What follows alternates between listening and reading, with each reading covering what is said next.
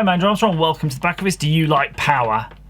Yes, you do. And in the UK we have these big ass plugs, and this is a really old connector thing, multi-adapter, but it's still lasting, 13 amps, and this is probably over 30 years old, frankly.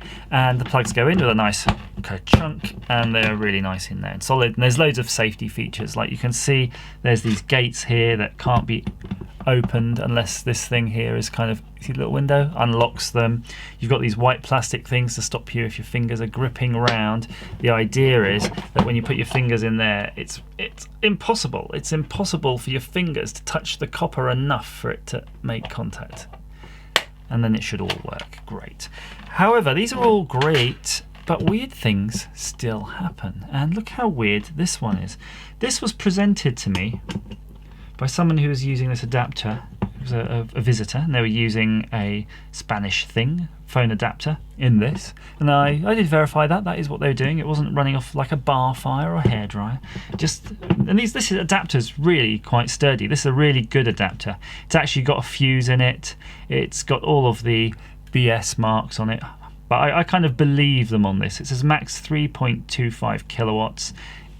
Is substantial. It's made out of the right kind of plastic, it's got the right lugs, it's got everything. This is a good adapter. I would allow this in my home, as I did.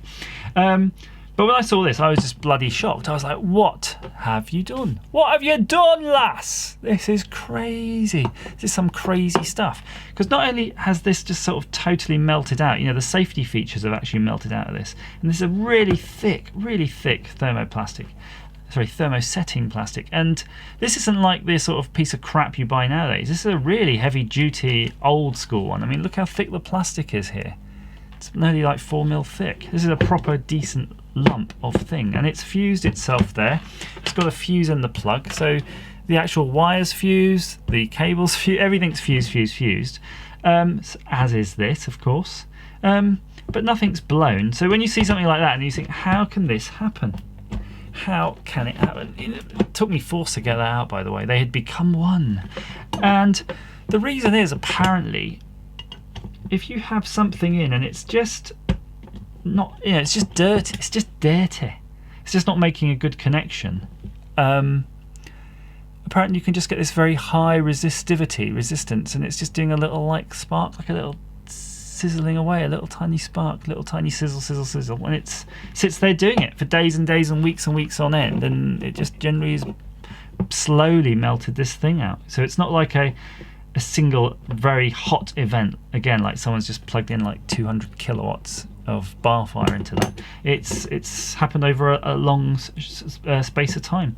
So yeah, really bizarre. The most bizarre thing I've ever seen, and to be honest, I'm still not really quite sure behind the science on this. I know some of you might be, and if you will take the care to actually comment down below, I'd really appreciate that, because it's beyond my old rotted addled mind on how this could even happen. But scary. This could be happening under your bed or in your house somewhere right now. Please check your appliances and make sure they're nice and clean. And how might one do that? I guess if this looks really gross and nasty, you could probably just get a little tiny bit of emery paper and rub that to a nice fine shine. You can see that it's shiny underneath. Maybe that'll help, maybe it won't. You tell me, guys. Thank you so much for your time, and as ever, thanks for watching.